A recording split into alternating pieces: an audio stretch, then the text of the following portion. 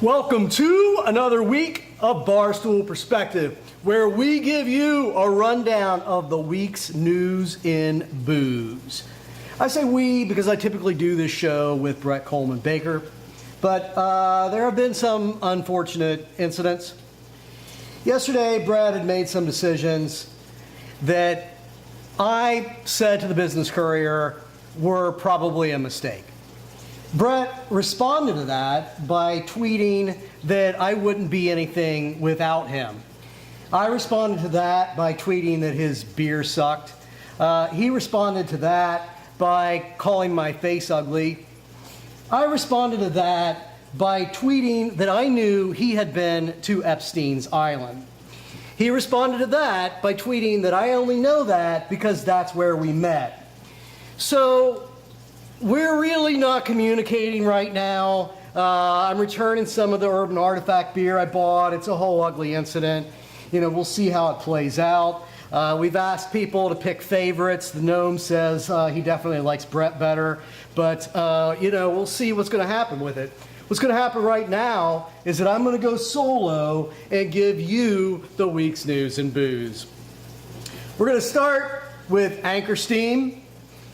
If you follow craft beer at all, you might be wondering what's going on with Anchor Steam. I have been, and the update really is who the hell knows. It is exactly a year ago of this about time that we announced that Hamdi Ulukaya, I always screw his name up, he's a billionaire that owns Chobani Yogurt. He is an immigrant to the United States. He made a fortune making genuinely good yogurt. He doesn't even drink, but he appreciated the history behind Anchor Steam. And there were a lot of people that were making comparisons to Fritz Maytag coming in to save this historic, iconic brand that's considered America's oldest craft brewery. But nothing has really transpired in the previous year. Ulukaya has put hundreds of millions of dollars into new Chobani facilities, but nobody's seen any kind of movement on Anchor Steam. A lot of the old employees that were very hopeful and thought that they would hang around and get their jobs back have moved on. There's a lot of weeds growing through a lot of the complex, and neighbors report noxious odors. So things are not looking great for the future of Anchor Steam Brewery in San Francisco. Take a sip of beer.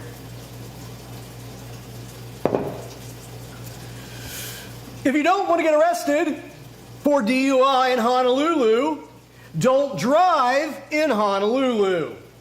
And I did not leave out the word drink in drive, just don't drive in Honolulu. Because as it turns out, according to a lawsuit filed by the ACLU, Honolulu police have been arresting people for DUI who are not, in fact, at all even remotely impaired or have ever even drank in their lives in some instances.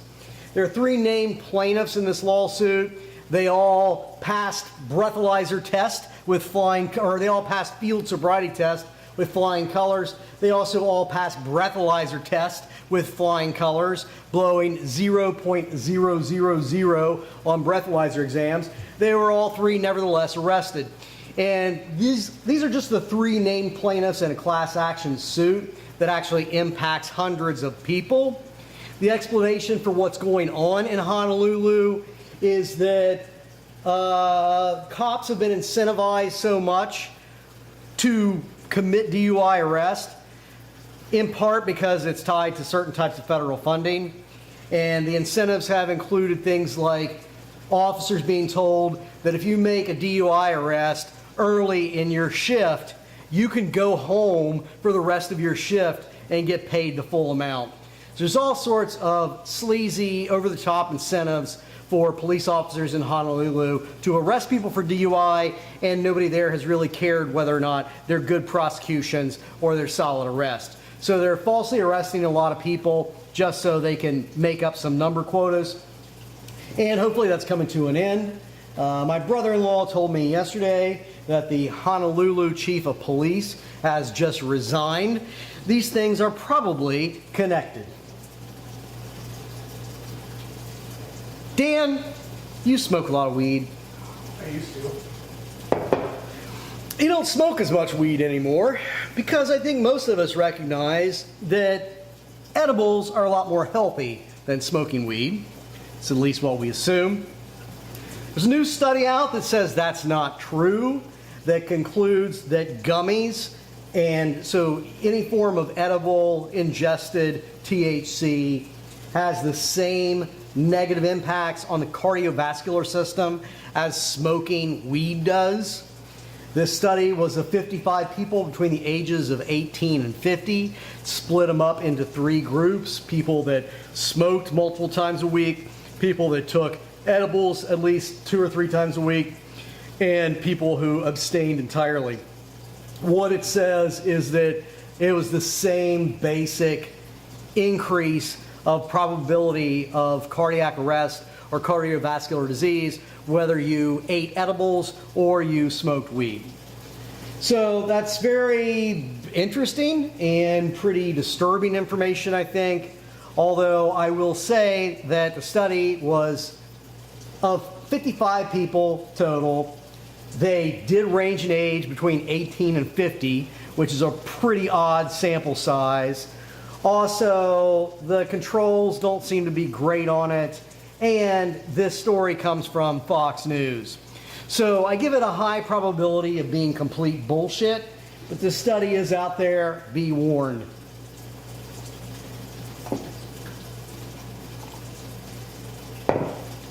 We talked previously about Cuban rum being screwed.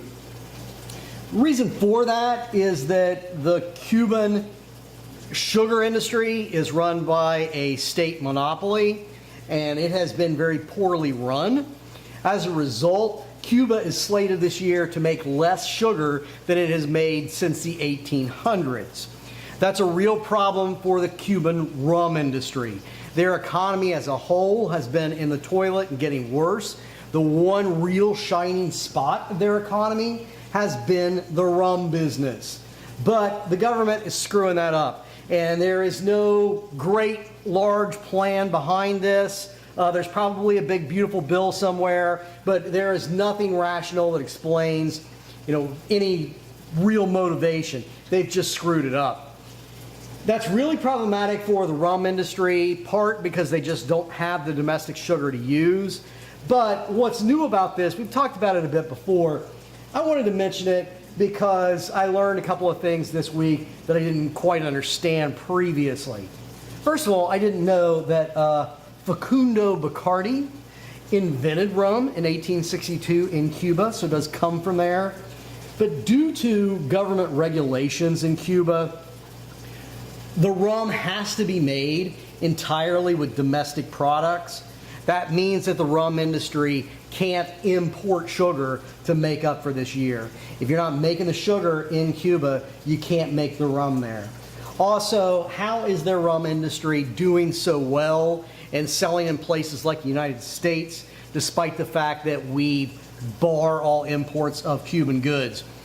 It has to do with really complicated deals that some big rum companies have made between the Cuban government, the United States government, and other multinational organizations.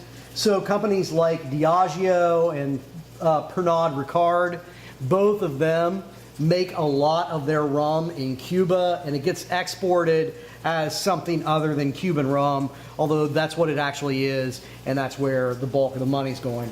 So it's all of this mixture of complicated regulations and these embargoes on Cuba that mean that Cuban rum production is going to fall straight off a cliff this year, and we're going to see the repercussions of that in the years ahead. Rum had been not only the shining star of the Cuban economy, but it was one of the real shining stars in terms of spirit news in general. Tequila and rum were really the areas that were showing some growth.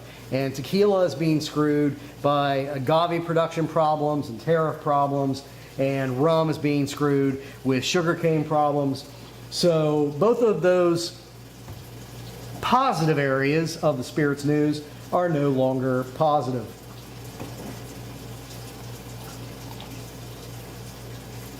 I have to make sure I drink enough beer because some of you rely on that. your own intake production tied to my own. Also, the vocal cords. Julia does say she appreciates the sips. You're welcome, Julia. I try to take care of you. Hemp beverages are seeing a lot of really inconsistent legislation being passed on statewide bases. We've talked about this before. It has to do with hemp and marijuana on a more broad level. The fact that we are not seeing, and we're apparently not going to see, any sane, rational federal legislation about THC and or hemp-related drinks, beverages, edibles, etc. So in the absence of that, states are doing their own thing, and they are all over the place. Tennessee this last week just passed really sane, rational legislation, especially for Tennessee.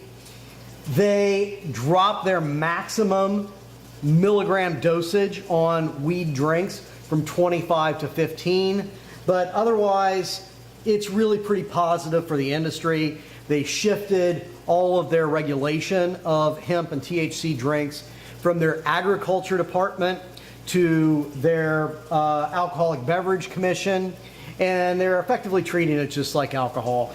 So there were a lot of these like weird, anomalous, inconsistent regulations around it. It now basically looks just like buying booze in the state of Tennessee. That's Tennessee. Alabama passed legislation very similar to Tennessee, maxing out 10 milligrams as what you can produce there. Texas is on the other end of the spectrum. In Texas, the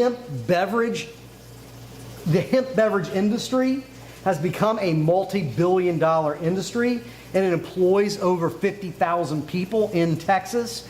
Nevertheless, Greg Abbott is poised to sign legislation that would completely criminalize all weed drinks in the state of Texas. And the biggest proponent of this is Lieutenant Governor Dan Patrick down there. Dan Patrick is quoted as saying that he supports this legislation to, quote, save an entire generation of being hooked on drugs. So I think that we all know that in a moment in time where politics is broken and a lot of politicians are complete unredeemable assholes, Greg Abbott has really stood out as being one of the biggest pieces of shit in American politics. Perhaps Lieutenant Governor Dan Patrick of Texas is even a bigger dick. What's interesting about this is you don't even see these patterns like along sort of southern, northern lines. Some of the people that are doing some of the craziest things actually happen to be in the Northeast. Delaware is considering legislation that is clearly being backed by the marijuana industry, the legal industry up there, is they're trying to restrict production of hemp THC drinks to only facilities that are licensed to grow marijuana. So that one looks like it is an industry lobbyist-based thing. Massachusetts is considering something similar, and Maine's doing something kind of like that, with just more restrictions on who can sell cannabis, how, and where. So that legislation all over the place. Some of it is good news if you're for weed drinks. Some of it is bad news. But what it mostly is incredibly inconsistent. Not done talking about getting high yet.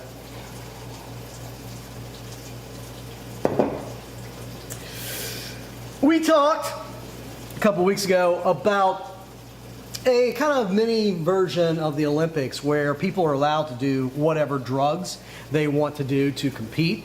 We're big fans and proponents of that. There is now an even more exciting national competition that has been announced. The roller derby just started. If you have not heard of this or you think it involves skates, the roller derby is actually a contest to determine who is the fastest joint roller in America. So it started May 28th. It's going to go on for 4 months. They're going to find 16 finalists, and of those 16 finalists, they're going to crown the fastest, most skilled joint roller in America. They're saying that they are turning the art of rolling a joint into a spectator sport, although I think that is a little bit deceptive, because if you want to watch people roll joints really quickly, you need to go to a place called the internet. All this competition is done online, but that also means that if you are too stoned to leave your house, you too can compete in this competition right now. You go to bud.com, you'll find the full rules of what you need to do, how you need to film yourself, etc. I will say for the record that back in the day, when I was kind of a stoner, I could not roll a joint. I still, to this day, cannot roll a joint with any level of competence. So I do respect this competition, and I wish all of you stoners the best.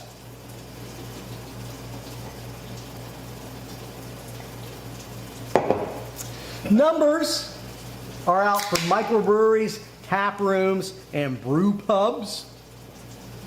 A lot of people use most of those terms interchangeably. They do in fact mean different things. There are specified definitions for what constitutes a microbrewery, and it is a craft beer manufacturer that makes less than 15,000 barrels of beer a year and doesn't have a major food component to its business. That particular business model is getting hit really bad. It is down 7.5% year over year. Microbreweries really hit their peak in 2018 when they made almost 3 million barrels annually. They're down to 3.79 million barrels collectively as a subset of the craft beer industry. So microbreweries are not doing good, but this isn't all entirely bad news. It has to do in part with these definitions themselves. So California-based Mad West, for example, and Urban Chestnut out of St. Louis, that I've been to a few times, makes pretty solid beers. Both of those breweries grew enough last year that they moved out of the microbrewery category because they were making more than 15,000 barrels a year each. So they're doing well. They're doing well enough that they're not constituted as microbreweries. But WeldWorks and Iron Horse are the opposite. They are now defined as microbreweries because their production dropped from above 15,000 to below. So as a whole, there's ups and downs, but 31 of the top 50 microbreweries lost sales last year. Taproom breweries are another separate definition. There are craft breweries of any size that sell at least 25% of their product on premises. So they're really taproom sales driven breweries. They're also down, not as bad as microbreweries by definition. They're down 4.5% year over year. Brew pubs are basically microbreweries that serve food. So 25% of sales are on premises and they make less than 15,000 barrels a year. Those are also down, they're down 2.8%. The entire craft beer industry, and particularly this whole sort of niche craft small market aspect of the industry, it's getting hammered. That's the general gist here, and that's a continuation of a trend. Who is making money on craft beer, you may be asking? The answer to that, shockingly, is the same people that are making money across this economy, and that is the rich.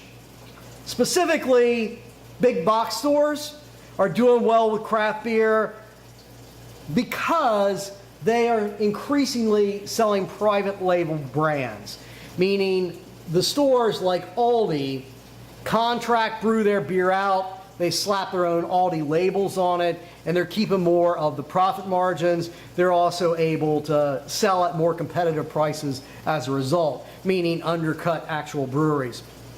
So with Aldi, 90% of their beer sales now are private label. In 2023 and 2024, private label sales went up 122%. It's not just Aldi doing this. Costco also has private labels that include spirits, wine, etc. Aldi does wine too. Walmart is rumored to be producing its own private label beer that is yet to be announced, but it's on its way.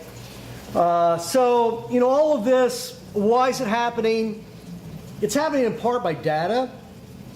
If you think about the history of craft beer, and let's take a drink of beer and wax poetic. When craft beer started out, it was people searching for better beers and styles that either hadn't been done before or styles that you couldn't get in the United States. Because when the craft beer movement started, we were really just a nation of yellow, watery beer.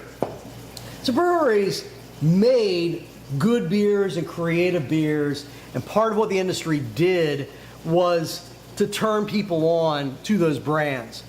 Our podcast, the Brew Skies podcast that follows the history of American craft beer. If you haven't listened to that, please do. We've interviewed the real rock stars of the industry, and we kind of go through this whole history of how it grew and the implications that it had.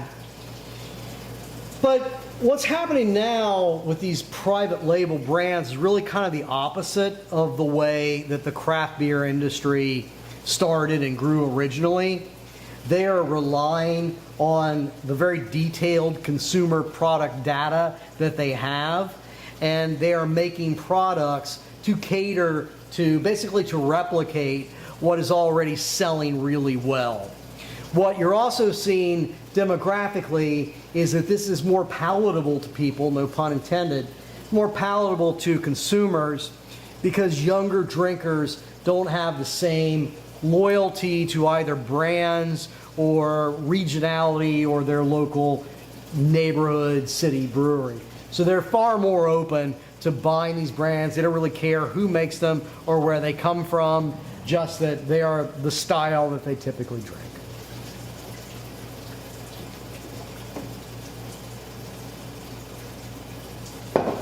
Brown-Forman, those people is rich and are not doing well. They have fallen off a cliff. Their stock absolutely tanked yesterday on Thursday. They're down 7% in a quarter.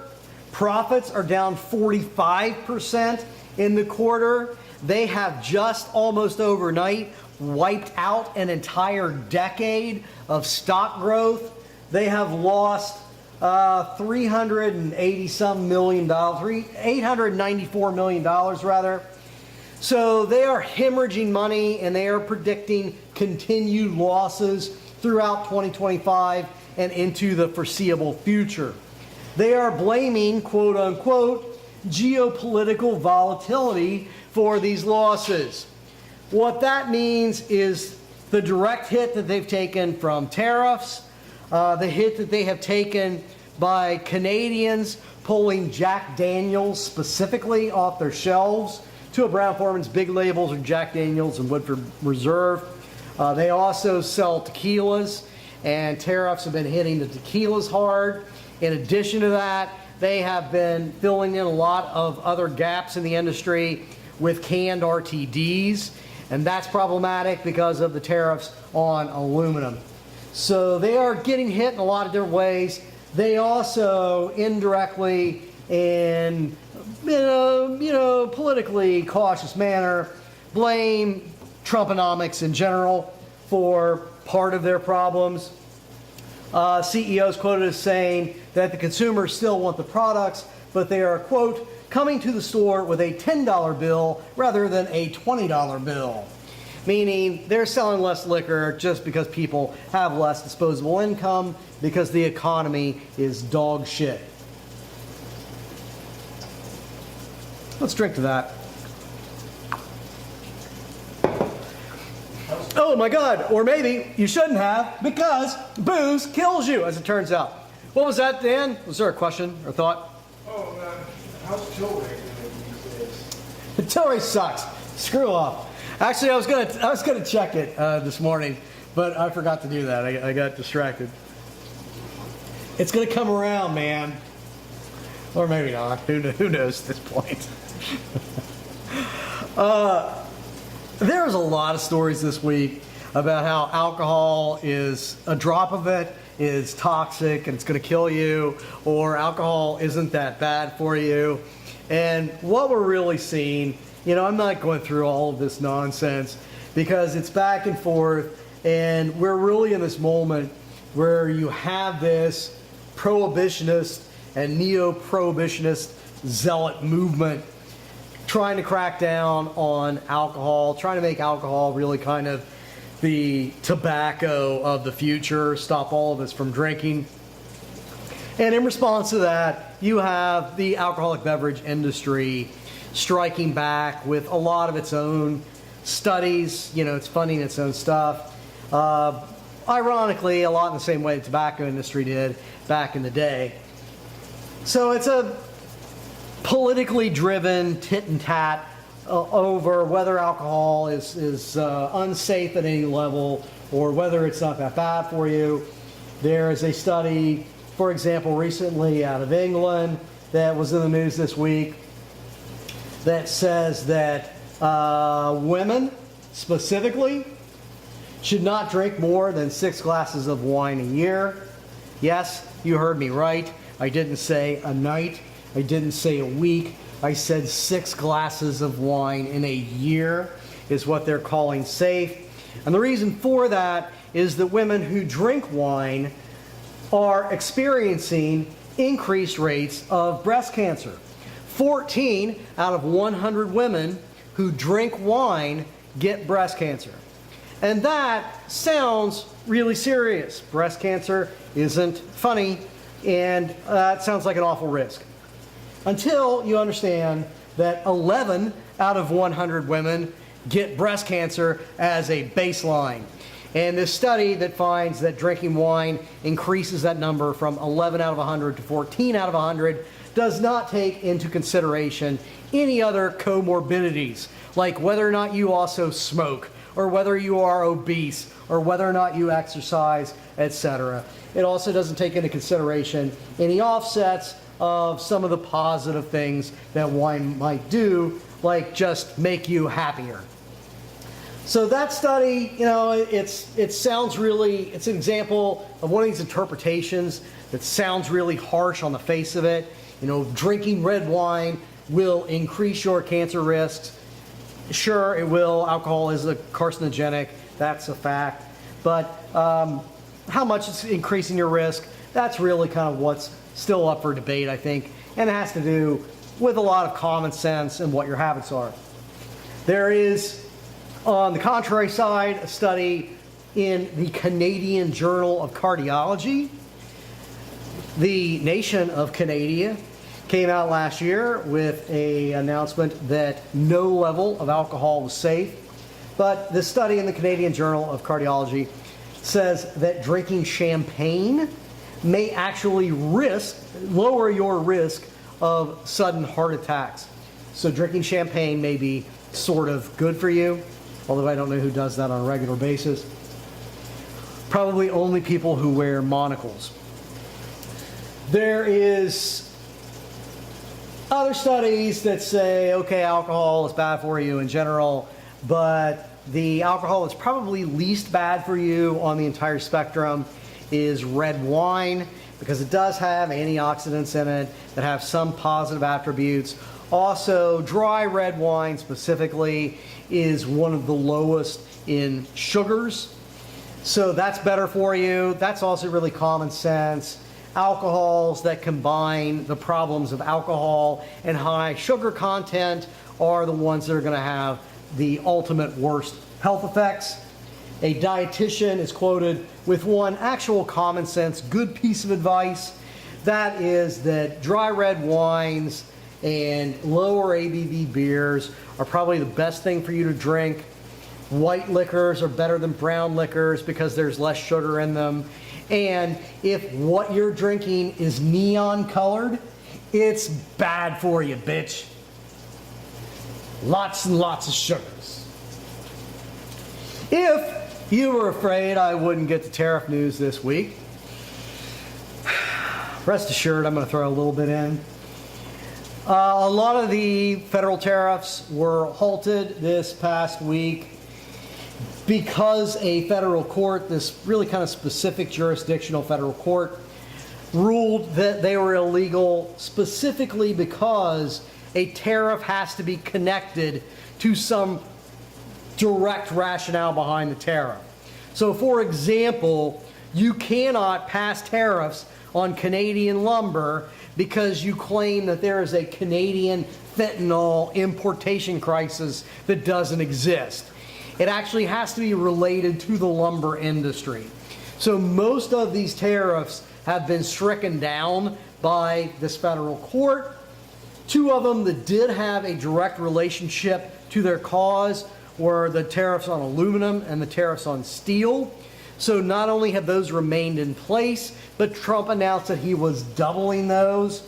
And the aluminum one is bad in particular for American alcohol manufacturers and beer specifically. We're going to see what happens with that. This is, if you are following along at all on the legal implications of any of this, there is still an underlying problem with all of the tariffs that have been passed this year, in that it's supposed to be Congress's job to pass tariffs. 100% of every tariff that has been passed unilaterally under a rationale that it is a crisis that has to be addressed. Even though there is no crisis, there is no emergency, and Congress is just shirking its duty. So we still have the possibility that even the aluminum and steel tariffs are going to be struck down by federal courts and or the U.S. Supreme Court because none of them have been legal. That remains to be seen. We are going to conclude with one more piece of legal news, and that is a particularly dumbass lawsuit. U.S.-based vodka maker Timeless has sued Bacardi over trademark infringement. Timeless makes Grey Goose and some other things. I'd actually never heard of them. Timeless, which seems apparently important to them, owns a trademark on the slogan, "Timeless vodka moments matter. Make them timeless." Bacardi has been using the slogan, "Make moments matter."